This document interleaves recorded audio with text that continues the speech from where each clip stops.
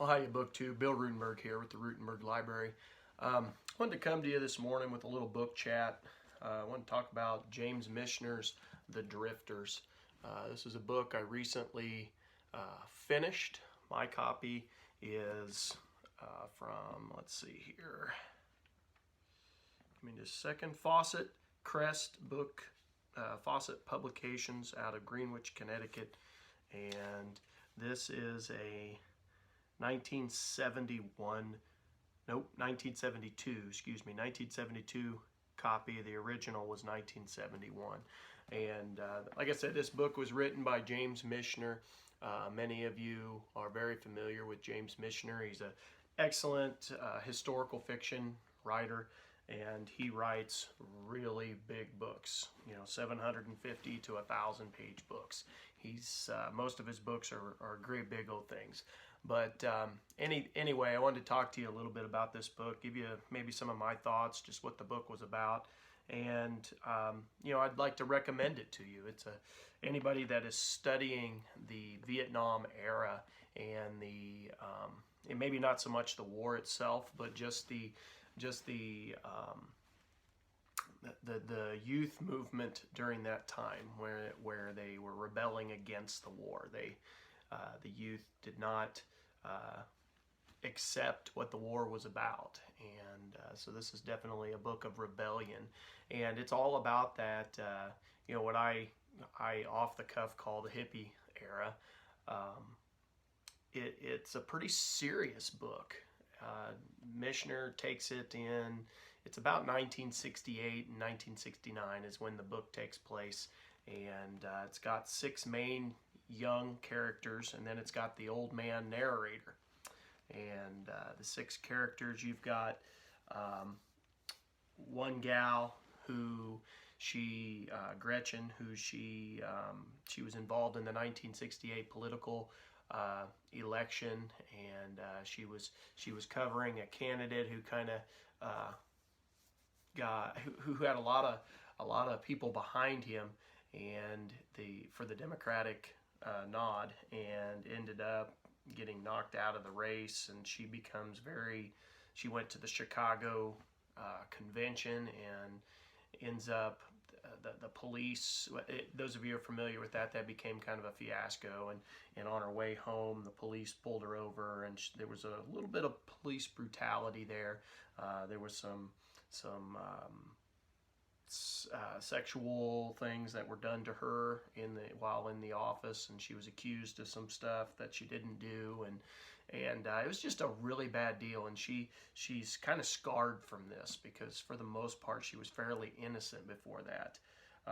The character is known. She's got a beautiful singing voice, and so throughout the book, one of the themes in the book is talking about how music brings the generation together, and how not only this generation, but music stretches across generations, across, from young people to old people alike, and how music can convey what's going on within a time period. And that's kind of a common theme that runs through the book. And Gretchen's a really good singer. She plays the guitar, and anyway, there is an African American from Philadelphia, Cato, and he has experienced a ton of racism in Philadelphia, and he takes that that hatred that's building up, and by the way, all of these characters are going to move to Europe.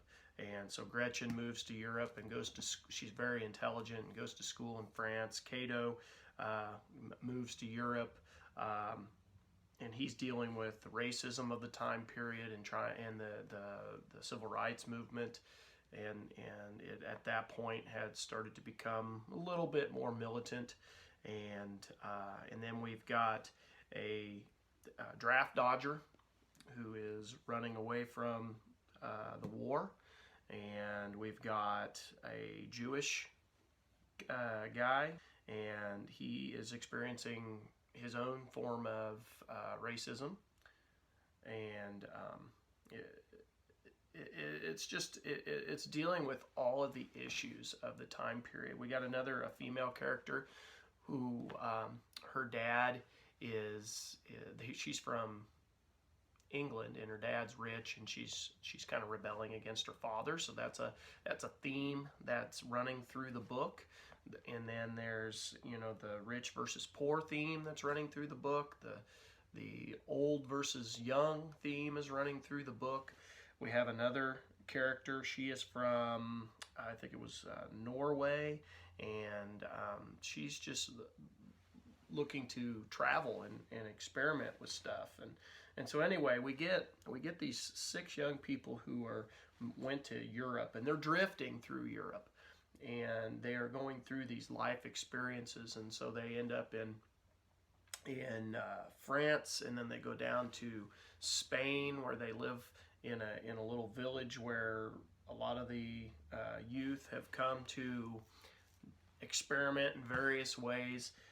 Then they end up traveling to Portugal, and then they go to Africa, to several places in Africa, Morocco being the last one where they end up, and they're eventual, a couple of them are eventually going to go to Ceylon, and that's where the book ends.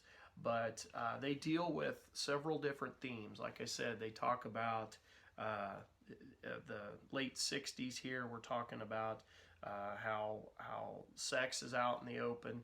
It's talking about how and marriage doesn't necessarily matter in this case. So it's the conservative older generation who is upset with this younger generation who's willing to be a little more open about things.